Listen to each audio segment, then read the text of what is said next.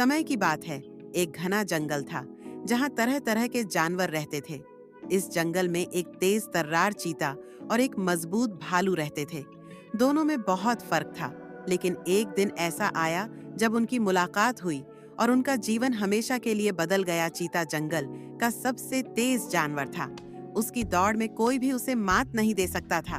उसकी कुदरती ताकत और गति के कारण उसे जंगल के अन्य जानवरों से बहुत सम्मान मिलता था। वह हमेशा अकेला रहता था और अपनी तेज दौड़ की वजह से अक्सर शिकार करने के लिए दूर दूर तक जाता था।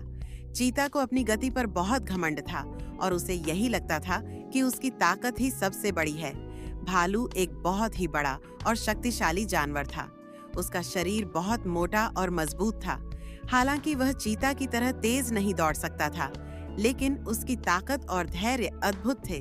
भालू ज्यादातर जंगल में पेड़ों के नीचे आराम करता और फल, शहद तथा छोटे मोटे जानवरों का शिकार करता।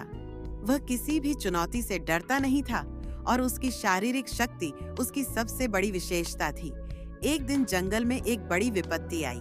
जंगल के किनारे स्थित नदी का पानी अचानक बढ़ने लगा था। जल स्तर बढ़ने से बहुत सारे पेड़ गिरने लगे और नदी के आसपास का इलाका जलमग्न हो गया। इस परिस्थिति में जंगल के सभी जानवर डर गए थे।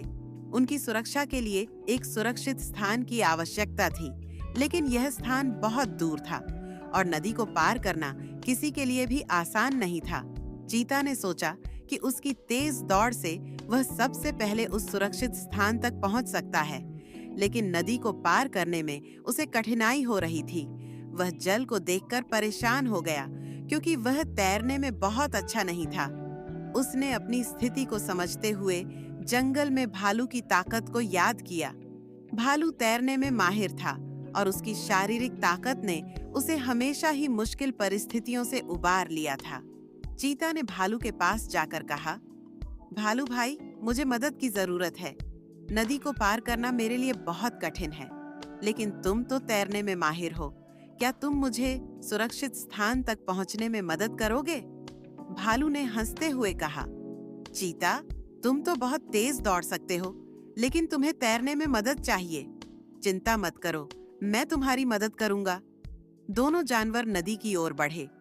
भालू ने देखा कि पानी बहुत गहरा था, लेकिन उसने चीता को अपनी पीठ पर बिठा लिया और नदी के पार जाने के लिए तैरने लगा।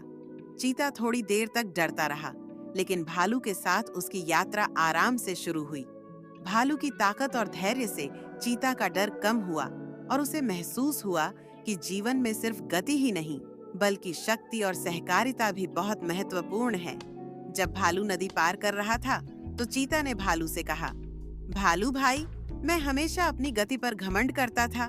मुझे लगता था कि हर समस्या का हल मेरी दौड़ में ही है, लेकिन आज मुझे यह समझ में आया कि ताकत और धैर्य की भी अपनी अहमियत है। तुमने मुझे अपनी ताकत से जो मदद दी, वह मुझे कभी भूलने नहीं दूंगा।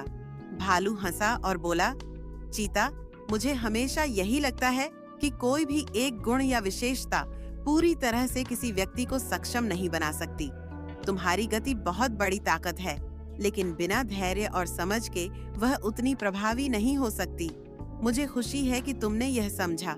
हम दोनों मिलकर ही किसी भी चुनौती का सामना कर सकते हैं। कुछ समय बाद भालू और चीता सुरक्षित स्थान पर पहुंच गए। अब दोनों को यह समझ में आ गया था कि जीवन में सिर्फ अपनी विशेषता पर घमंड करना सही नहीं होता। एक दूसरे की ताकतों और क्षमताओं को समझकर हम एक दूसरे की मदद कर सकते हैं और मुश्किलों को आसान बना सकते हैं। चीता ने भालू का आभार व्यक्त किया और भालू ने भी उसकी तेज दौड़ और साहस की। इस घटना के बाद चीता और भालू के बीच एक गहरा दोस्ती का संबंध बन गया। दोनों एक दूसरे की मदद करते थे और जंगल में किसी भी समस्या का हल मिलकर निकालते थे। उनकी दोस्ती ने सभी जानवरों को यह सिखाया कि विविधताएं और विभिन्न ताकतें हमें एक दूसरे से जोड़ती हैं, न कि अलग करती हैं। चीता और भालू की कहानी हमें यह सिखाती है कि जीवन में केवल एक गुण या ताकत ही महत्वपूर्ण नहीं होती। हमें अपनी कमजोरियों को समझकर दूसरों की ताकत से सीखने की कोशिश करनी चाहिए। एकजुट होकर हम किसी भी मुश्किल का सामना कर सकते हैं और जीवन को और भी बेहतर बना सकते हैं।